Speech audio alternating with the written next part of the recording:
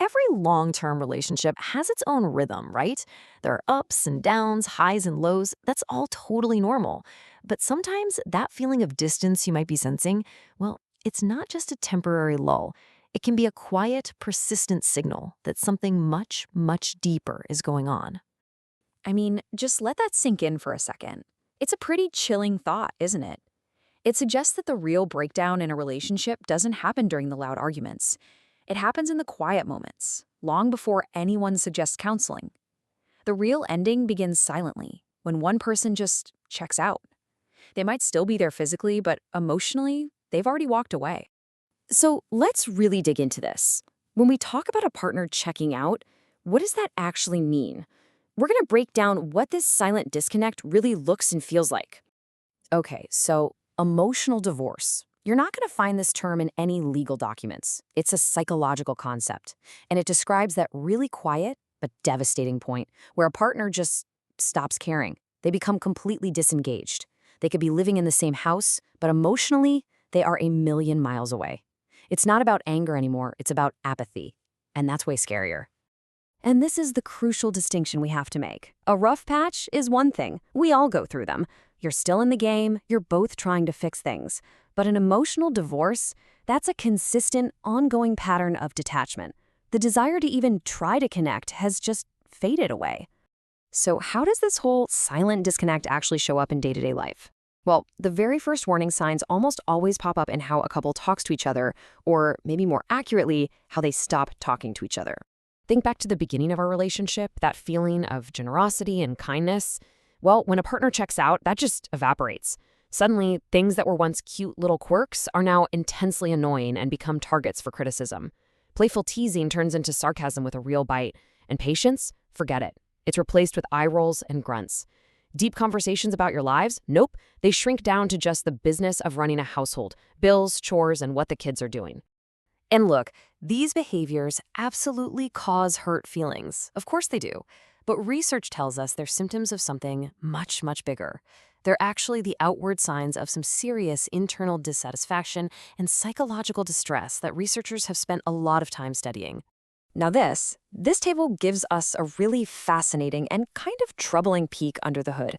A study on marital dissatisfaction figured out what men and women see as the biggest problems. For women, the number one predictor is feeling blackmailed, followed by humiliation. For men, it's feeling controlled. But look really closely. For both of them, psychological violence is right there in the top three. This tells you we are way past simple disagreements here. We're talking about deep psychological wounds that are actively driving partners apart. So what happens when all that negative talk just stops and is replaced by nothing at all? Well, that's the next stage of checking out. The partner starts to actively disappear from the emotional life of the relationship. The famous researcher, Dr. John Gottman, has a name for this. He calls it stonewalling, and he says it's one of the 4 biggest predictors of divorce. And it's so much more than just needing to take a 5-minute breather to cool off. It's a total shutdown.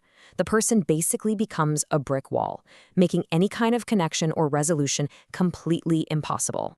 Now, this next bit of data from Dr. Gottman's work is, well, it's pretty staggering. In heterosexual relationships, guess who does most of the stonewalling? The research found that 85% of the time, it's the man. This points to a really powerful and often gendered pattern where the gut reaction to conflict isn't to talk it through, but to just shut down completely. But here's the thing. Stonewalling isn't just an action. It's a symptom. It's a symptom of a much deeper coping style. And the research shows that underneath this kind of withdrawal, both dissatisfied men and women often share a pretty similar internal psychology, a set of coping mechanisms that makes them pull away. And here are those common threads. The research on marital dissatisfaction found 3 key things for both sexes. First up is an escape or avoidance coping style, basically just avoiding the problem instead of dealing with it. Second, taking on a submissive role in the relationship. And third, low self-esteem. It's these internal factors that really build a foundation for checking out of a relationship. All right, now let's pivot to a really modern problem, one that can basically pour gasoline on the fire of emotional distance: our technology. Just think about it. Our smartphones are with us constantly. How does that really impact our relationships? Well, a recent survey found that a whopping 75%, that's 3 out of 4 women, feel like their partner's phone is directly interfering with their connection. It's not just a tool anymore, is it? It's become a competitor. And this chart really shows us how deep that interruption goes. We're not talking about casual chats here. Look at these numbers. A third of women said their partner glanced at their phone during a serious talk, and a quarter said their partner was actually texting while they were trying to have an important conversation. It's one thing to get distracted during a casual moment, but this is happening when the stakes for connection are at their absolute highest. So really, it all comes down to the unspoken message, right? Every single time a phone gets picked up over a partner, especially in a crucial moment, the subtext is crystal clear. You are not as important as what's on this screen. And that behavior directly chips away at bonding and intimacy, creating or widening that emotional gap we've been talking about. And all of this really brings us to one final, really important question. In any relationship, there's a huge difference between a quiet moment of comfortable silence and a moment of quiet quitting. One is the silence of connection. The other is the silence of disconnection. And maybe the hardest part is learning how to tell which one is which.